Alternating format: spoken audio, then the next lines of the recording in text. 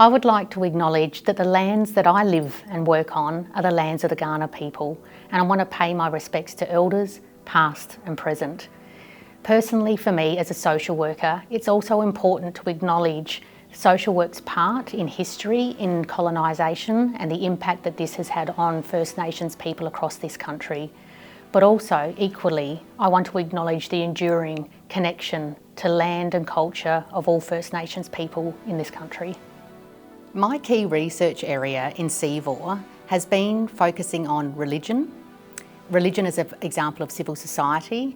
Religion is one of the major institutions of our society, but also how faith and spirituality play a role in preventing, responding to, and healing from domestic and family violence.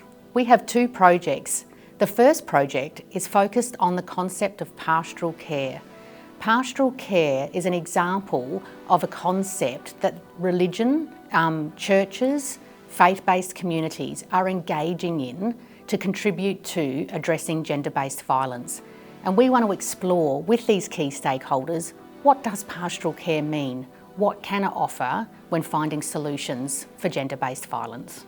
And the second project is actually focused on answering that broader question of what is the role of religion in responding to domestic and family violence.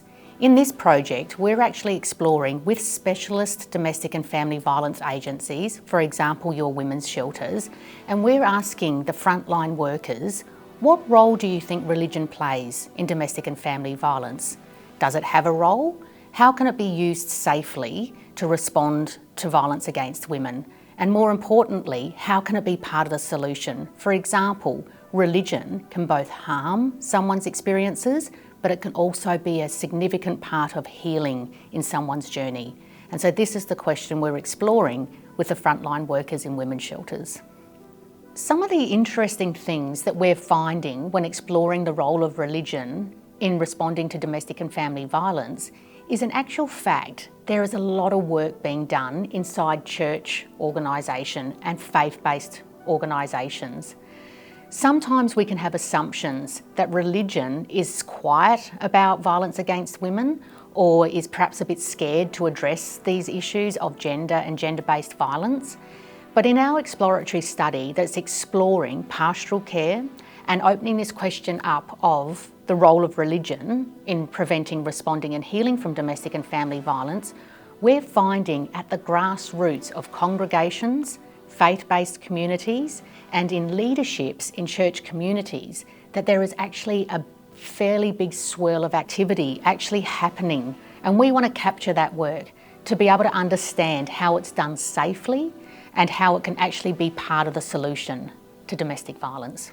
Our research projects are interdisciplinary because we are drawing on both social work and sociology, but also engaging with theologians. Theology is a really important part of this research agenda.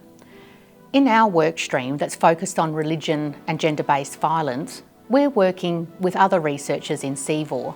Firstly, we're exploring the frontline workforce and how religion might be asked about or explored as a potential response to or healing from domestic and family violence. And this enables us to work with Kathy Humphries and her team on frontline service provision. We are also engaging with researchers in CEVAW that are looking at technology-facilitated abuse. So we're actually exploring with Asha Flynn and her team the role of religion in some data that they've been collecting and how religion becomes part of the conversation or is facilitated in terms of harmful behaviours but also healing potential in the social media platforms and particularly online. And this is just beginning to be explored in CEVAW and it's very exciting to look at how religion is being constructed in the online world. Our research theme is also drawing on Indigenous-centred perspectives and approaches. And we're trying to do this by engaging with our partners, particularly in South Australia, and that's KWY, Kaurna Windmill Yunti. We've had conversations with this organisation and we've learned that religion perhaps is a tension in Aboriginal and Torres Strait Islander families' lives because of the role that it played in colonisation. Indigenous leaders are telling us that perhaps it's more appropriate to speak about spirituality and how spirituality and connection to country can help heal from gender-based violence. Moving forward, when understanding the role of religion and domestic and family violence, our research stream is really eager and looks forward to engaging with First Nations people working on the front line in domestic and family violence shelters.